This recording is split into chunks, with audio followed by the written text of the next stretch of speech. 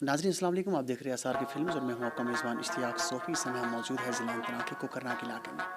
आज हमने यही मुनासिब समझा कि आज हम कश्मीर की बेटी को टेलीविज़न स्क्रीन पर लाने की कोशिश करेंगे, जिस बेटी ने देश में अपना नाम कमाया है। नेशनल के साथ-साथ इंटरनेशनल लेवल पर हनाया निसार ने नाम कमाया है। तो सीधे आपको बुलाते हैं हनाया निसार से।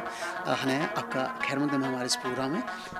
हाँ, ये बताएं कि फ़र्स्ट ऑफ़ ऑल आपको ये शौक़ कैसे पैदा हो गया है कि चैंपियनशिप खेलने?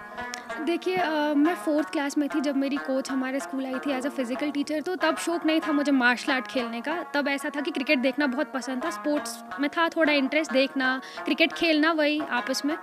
लेकिन मैम जब स्कूल आई उन्होंने सेल्फ डिफेंस की टेक्निक सिखाई, किकिंग सिखाई, पंचिंग सिखाई, तो मुझे डर लग गया कि मैं कैसे कर सकती हूँ, मेरी हड्डी टूट सकती है, हो सकता है मेरा हाथ टूट गया, पैर टूट गया। तो मैं बिल्कुल अपोज़िट थी, मुझे बिल्कुल मज़ा नहीं आता था इस क्लास में, क्योंकि हमारी गेम्स क्लास को ही अब मार्शल आर्ट क्लास बना दिया था स्कूल वालों ने।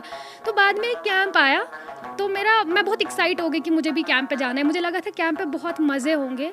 कैंप पे हमें यही खिलाएँगे, फ़न कराएँगे, दैट्स इट। तो मैंने जब घर वालों से परमिशन ली कि मुझे कैंप पे जाना है, दे अग्रीड।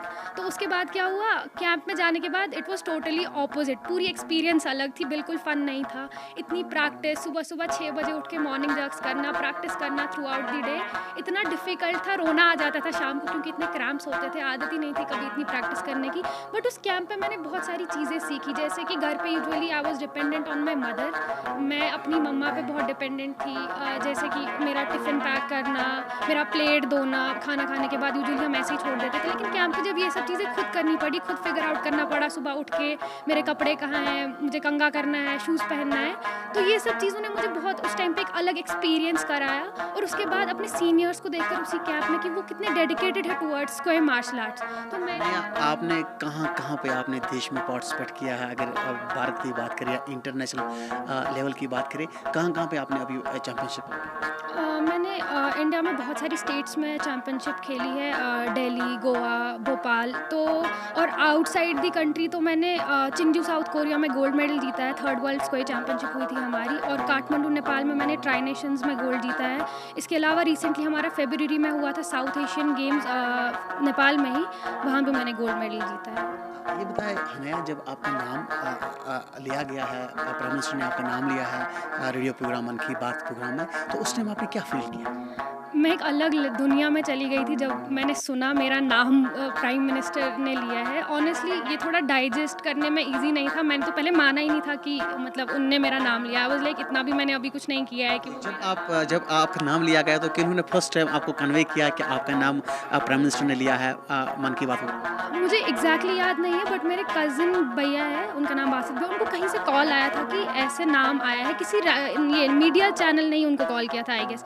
तो जब उनने मुझे बोला, आई वाज स्लीपिंग, मैं बीमार थी उस दिन, तो उनने बोला अरे, मैंने बोला नहीं ऐसे कैसे, मतलब उनको शायद गलत हो गया है, ऐसे कैसे वो मेरा नाम ले सकते हैं। तो मैंने वो वीडियो चेक किया, पूरा रेडियो शो देखा। लेकिन पहले होता है ना, हम थोड़ा जल्दी जल्दी आगे आगे चला लेते, तो मैंने अपना नाम ही नहीं सुना।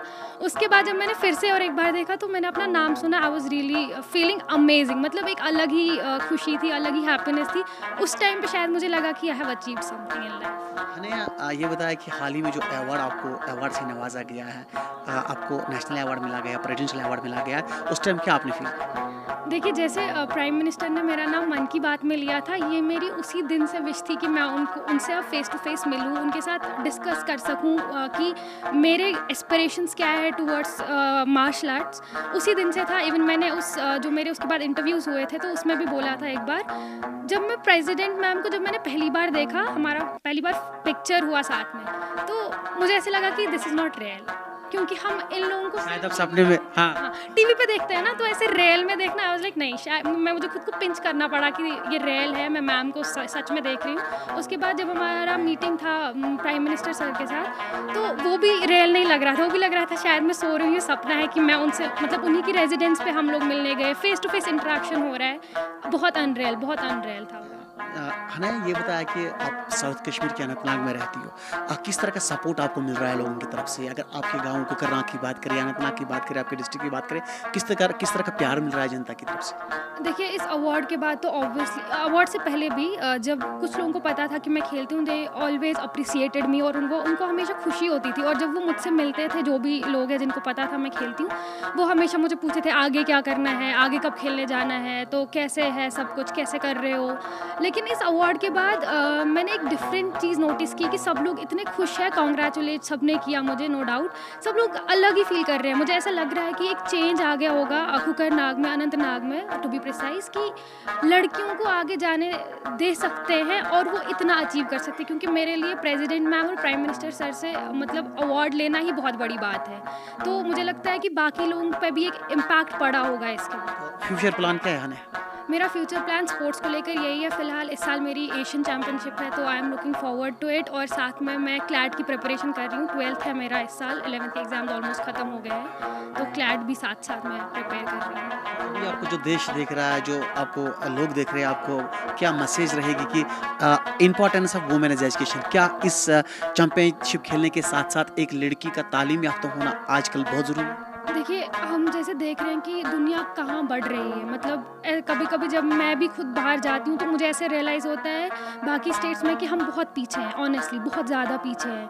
तो मेरी रिक्वेस्ट हर पेरेंट से ये है कि वो अपने बच्चों को, वो जिस भी फील्ड में वो एक्सेल करना चाहते हैं, जिस भी फील्ड में उनको लगता है कि वो उनका पोटेंशियल है, उसमें उनको आगे जाने दीजिए। इट्स नॉट नेसेसरी कि सब लोग डॉक्टर या इंजीनियर ही बने। अल्लाह ने हर किसी को अलग-अलग तरीक़ों से मतलब नवाज़ा है, अलग-अलग चीज़ों से, अलग-अलग कैपेबिलिटीज़, इंटेलेक्ट है हर एक इंसान का अलग-अलग। तो मेरी रिक्वेस्ट हर एक पेरेंट से है कि वो बस अपने बच्चों को रोके ना, उनको हर एक फील्ड में एक्सेल करने दें जहाँ उनको बेटर लगता है। क्योंकि इट्स नॉट नेसेसरी सब IAS officer, KAS officer, doctor, engineer बने। हो सकता है कोई बहुत बड़ा सिंगर बने, कोई बहुत बड़ा स्पोर्ट्स पर्सन बने।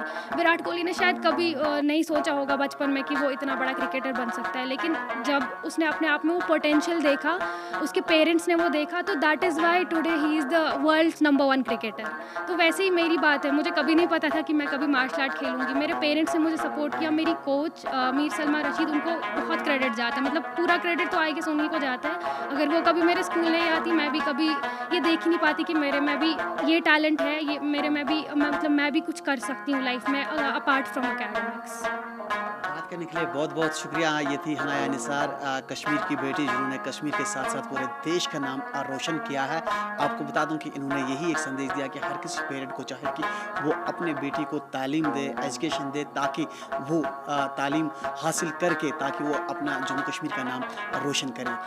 फिलहाल कैमरा पर्सन रूप के साथ इश्तियाक सोफी को इजाज़त दीजिए। अल्लाह हाफ़िज़।